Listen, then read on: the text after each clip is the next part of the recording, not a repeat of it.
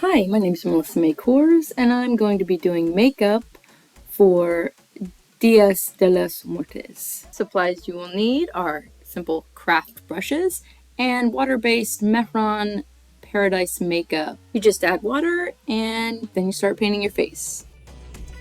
First, I'm going to start outlining where the black paint will go.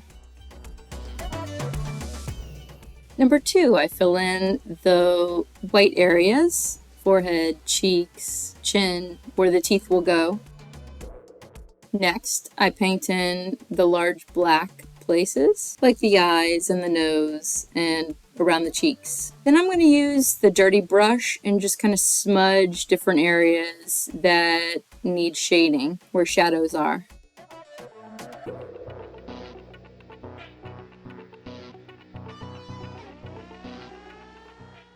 I add teeth. I usually go back and forth with the black and white paint. Next, I add the colorful designs.